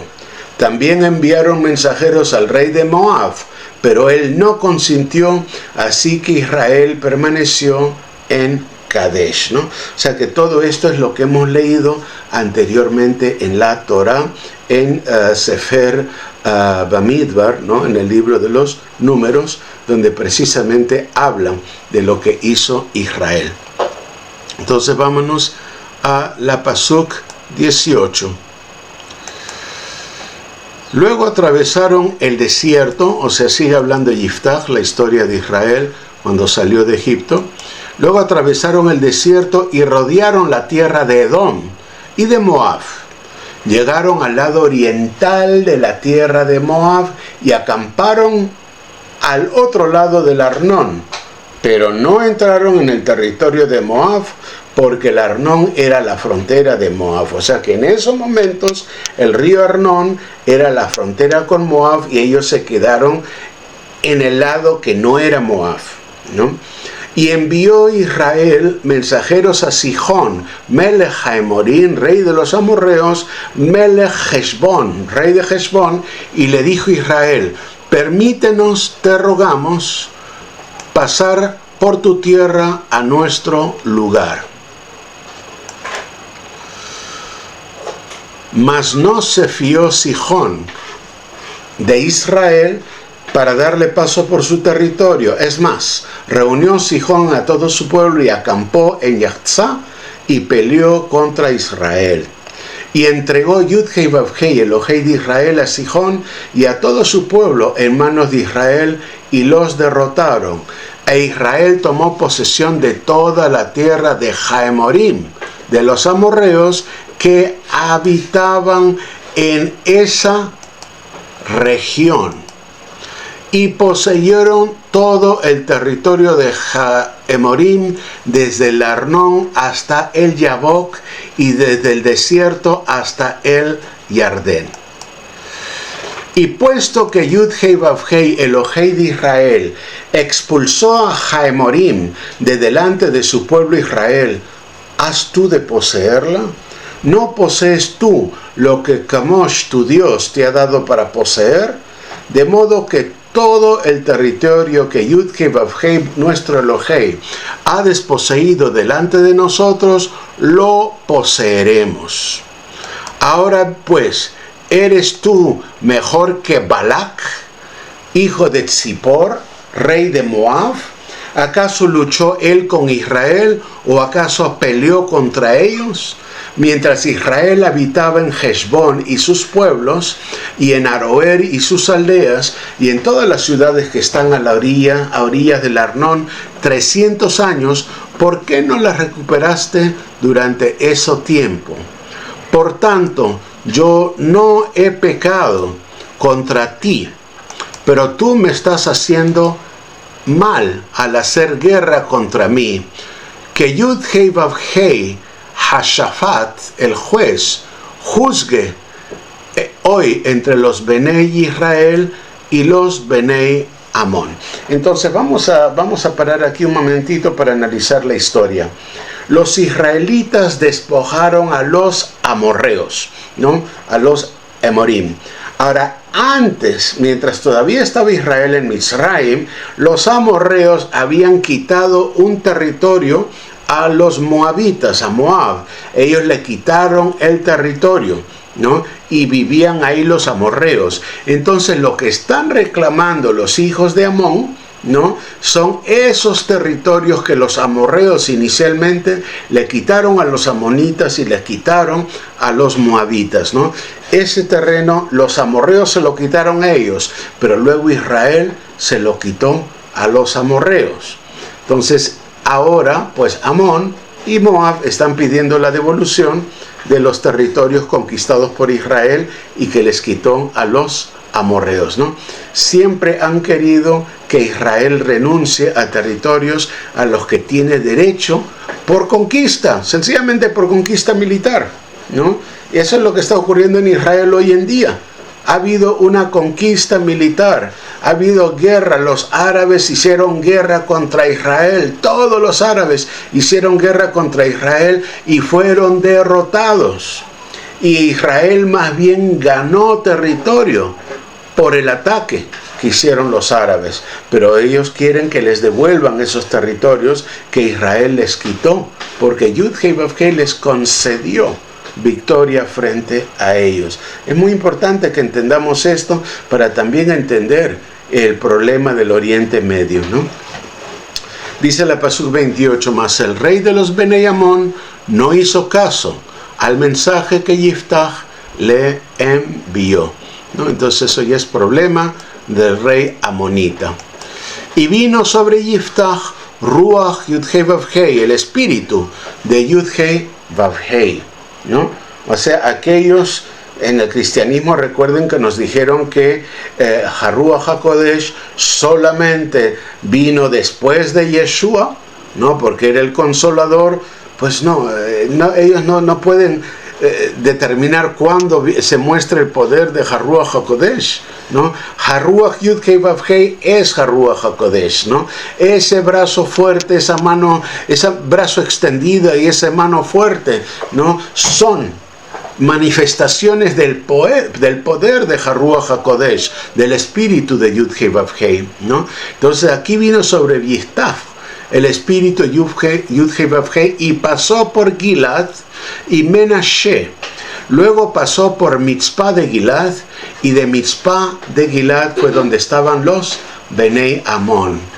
E hizo Yiftach un voto para Yud-Heh Vav-Heh y dijo: si en verdad entregas en mis manos a los Benei Amón, sucederá que cualquiera que salga de las puertas de mi casa a recibirme cuando yo vuelva en paz de los Benei Amón, será de Yud-Heh Vav-Heh, o lo ofreceré como holocausto. Y este es un gran pecado, porque no acostumbra Israel a hacer sacrificios humanos, no acostumbra a hacer holocaustos humanos, ¿no? O sea que esto de por sí ya era una forma de tentar a Yud-Heh Vav-Heh, ¿no? Podría haber hecho cualquier otro voto, o podría sencillamente haber tenido emuná en la palabra de Yud-Heh Vav-Heh. Entonces vámonos a la Pasuk 32, que dice: y Yiftach cruzó a donde están los Benei Amón para pelear contra ellos, y Yud-Heh Vav-Heh los entregó en su mano. Y desde Aroer hasta la entrada de Minit los hirió con una gran matanza, 20 ciudades hasta Abel Keramim, y los Benei Amón fueron sometidos delante de los Benei Israel. Pero quiero llamar la atención que no fueron exterminados, fueron sometidos, se convirtieron en tributarios de Israel, pero no fueron eliminados como sí fue instruido Israel a hacer frente a los cananeos y frente a los amorreos. A ellos había que destruirlos por completo y expulsarlos, pero no así Amón, Moab o Edom, ¿no? Podía haber guerra contra ellos, pero lo que se hacía era someterlos a la autoridad de Israel. Amén. Aleluya. Vamos pues a ver si hay preguntas, ¿no? Yo sé que lo primero que va a preguntar la gente, porque es lo que más les llama la atención, ¿no? Porque forma parte de este proceso de emoción que hay en el cristianismo, lo de la hija de Yiftach, que fue la hija la que salió a saludarlo, y si es verdad que ella fue sacrificada. Las escrituras no lo mencionan, ¿no? Lo que dice esa parte, aunque no forma parte de la lectura de hoy, lo que dice es que la hija estaba dispuesta a obedecer a su padre, y lo que ella dijo es que le permitiera durante 2 meses ir con sus amigas a los montes a llorar su virginidad, ¿no? Y que luego, después de esos 2 meses, que ella regresaba para que cumpliera el voto que el padre había hecho a Yud-Hei Vav-Hei. Totalmente de acuerdo, hermano Daniel Martínez. Yiftach habló en su carne, ¿no? Habló en su carne, habló emotivamente, ¿no? En el fondo era un pecado de él, ¿no? Porque él él tentó a Yud-Hei Vav-Hei. Nosotros tenemos que obedecer, independientemente de que Yud-Hei Vav-Hei nos conceda o no nos conceda lo que le estamos pidiendo. Eso es religioso, y desafortunadamente en el cristianismo se hace mucho eso, es decir, condicionar, ¿no? Si tú me das tal cosa, yo voy a hacer tal cosa por ti. Y no es así. Nosotros tenemos que servir a Yud-Hei Vav-Hei con todo nuestro corazón, mente, alma y fuerza, nos dé o no nos dé lo que nosotros le pidamos. Amén. Efectivamente, Vencedora por Gracia dice: los Benei Yehudí no creen en el sacrificio de Yeshua porque ellos no creen en los sacrificios humanos, ¿no? Efectivamente, ¿no? Eso es así. Ahora, aquí no estamos hablando de que fuera costumbre de Israel. Yiftach lo que hizo era más bien costumbre, su ofrecimiento era costumbre más bien de los amonitas, más bien de los edomitas, ¿no? Eso de ofrecer un sacrificio humano. Eso era la opinión de ellos, y él estaba influenciado obviamente por las opiniones de los paganos, ¿no? Entonces eso es una cosa diferente. Ahora, Yeshua, cuando él se ofreció en sacrificio, no es exactamente al estilo de los holocaustos que pensaban los judíos de la época, porque Yeshua, ellos lo mataron por blasfemia. Ellos consideraban que era blasfemia. Lo que se produjo con la muerte de Yeshua era la muerte de la manifestación humana de Yud-Hei Vav-Hei. Yud-Hei Vav-Hei mandó a su hijo, que era él mismo Yud-Hei Vav-Hei, pero con una forma humana. La humanidad de Yeshua, esa humanidad no es Elohim, pero el espíritu de Yeshua es Elohim, porque Elohim es espíritu, es Ruach, ¿no? De ahí que el Padre y el Hijo son uno, y ahora lo vamos a tocar cuando estudiemos los escritos de las Buenas Nuevas, ¿no? Entonces, Yeshua, al morir, el primer compromiso ritual de Israel, matrimonial de Israel, con Yud-Hei Vav-Hei, de las 10 tribus, recuerden, el compromiso matrimonial de Israel con Yud-Hei Vav-Hei en el monte Sinaí eran los mandamientos, los 10 mandamientos. Esa era la ketubá, ¿no? Si Israel cumplía toda la Torah, todos los estatutos de Yud-Hei Vav-Hei resumidos en esos 10 mandamientos, entonces iba a haber esa unión entre Yud-Hei Vav-Hei y el pueblo. Sería su especial tesoro. Pero 10 de las 12 tribus, 10 se perdieron y se fueron por el camino de los paganos y se olvidaron quiénes eran. Y estos fueron llamados las ovejas perdidas de la casa de Israel. Por lo tanto, cuando Yeshua murió, el pacto humano, porque el matrimonio humano es hasta que la muerte separe, permitió la anulación del primer pacto para esas 10 tribus, no para los Yehudim, porque los Yehudim seguían con la Torá, ¿no? Entonces, esas 10 tribus quedaba anulado el primer pacto, y al resucitar Yeshua, entonces se dio la posibilidad para que a través de Yeshua entraran nuevamente al pacto esas 10 tribus, y a través de las 10 tribus el resto de las naciones, ¿no? Entonces es muy importante que entendamos esto. Yeshua nos dice claramente en Mateo 15:24, yo no he venido sino por las ovejas perdidas de la casa de Israel. Yo no he venido por paganos, yo he venido por las ovejas de la casa de Israel, el remanente de esas 10 tribus que se perdieron. Y obviamente a través de esas 10 tribus también vendrán otras naciones a ser bendecidas, cumpliéndose así la promesa a Abraham. De allí que murió Yeshua en el madero, ¿no? Y hace poco hubo una discusión si el que murió en el madero era Hashem, si era Yud-Hei Vav-Hei. Cuidado, Yud-Hei Vav-Hei no muere, él es eterno. La forma humana que adoptó la palabra de Yud-Hei Vav-Hei, esa forma humana murió una muerte humana, pero luego resucitó con un cuerpo diferenciado, dándonos una sombra profética de lo que un día serán nuestros propios cuerpos incorruptibles. Amén. Y permitió volver a entrar al pacto, ¿no? Por eso la renovación del pacto o el nuevo pacto se da en la sangre de Yeshua, ¿no? En la sangre, no en los escritos de las buenas nuevas. Por eso yo ya no llamo Brit Hadashah a los escritos de las buenas nuevas, porque el nuevo pacto no se da en esos escritos. El nuevo pacto se da en la sangre de Hamashiach, y la salvación se da por emuná. Amén. Y la emuná indica obediencia. ¿De qué? De los mandamientos, de la ketubá, del Sinaí, ¿no? Eso es. Amén. Bien, me parece que no hay más preguntas.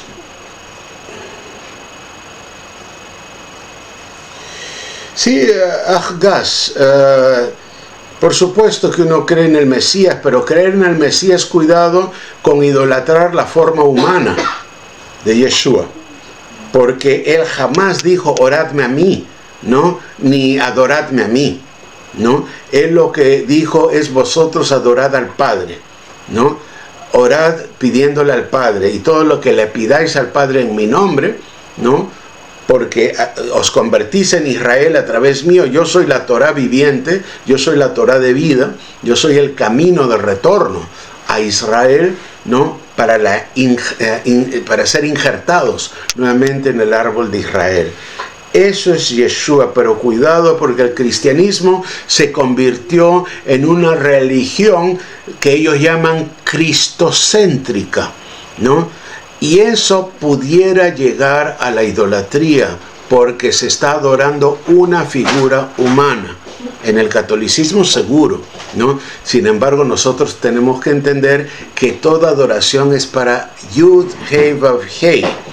Y el Hijo es su palabra eterna que se hizo carne, que tomó forma de carne. Hay confusión porque hay quienes creen que son exactamente lo mismo, ¿no? Y que Yeshua, cuando oraba al Padre, se estaba orando a sí mismo. No, era la forma humana de Yeshua que estaba orando a la autoridad espiritual, que era el Padre, ¿no? Eso es muy importante, pero el Padre estaba en el Hijo, ¿no? Y el Hijo en el Padre, porque los dos son Ejad, son uno. Espero que se haya entendido, porque es que o los hacen exactamente equivalentes, o está el trinitarismo o el dualismo, ¿no? Que habla de dos personas pero que las dos son divinas, ¿no?